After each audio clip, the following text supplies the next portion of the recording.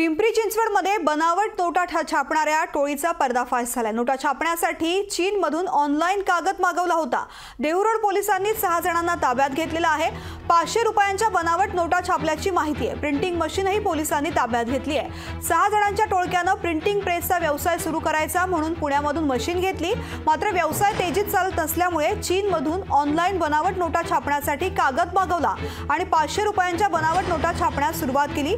70,000च्या नोटाही त्यांनी छापल्या। त्या विकत असताना देहूरोड पोलिसांनी बेड्या ठोकल्या आणि अवघ्या टोळीचा पर्दाफाश झालाय। या टोळीचा तपास पोलीस करतायत। नेमकी मशीन कशी आहे याचा आढावा घेतलाय आमचे प्रतिनिधी सुशांत डुमरे यांनी।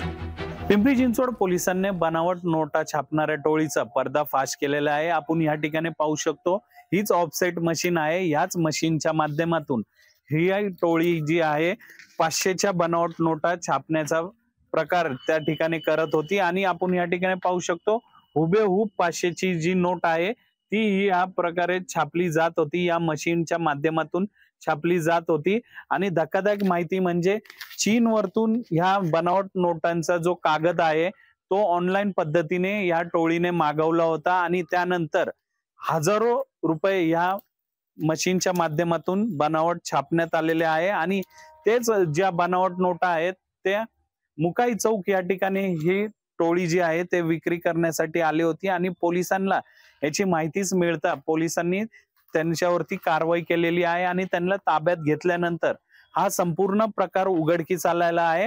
ह्याच मशीनच्या माध्यमातून दिघी परिसरामध्ये ह्या नोटा छापल्या जात होत्या आणि तब्बल 70,000 रुपये बनावट नोटा पोलिसांनी ताब्यात घेतलेल्या आहे।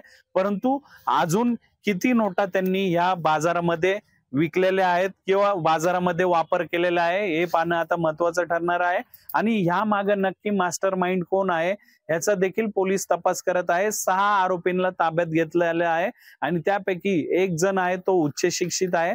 नक्की ह्या सर्वांचा या मागचा हेतू काय होता आणि हे कधीपासून करत होते हेच आता पाहणं महत्त्वाचं ठरणार आहे आणि त्या पद्धतीने देहूरोड पोलीस आता तपास करत आहेत। सुशांत डुमरे, लोकशाही न्यूज, पिंपरी चिंचवड। लोकशाही मराठी ऐका, पहा, जागरूक रहा।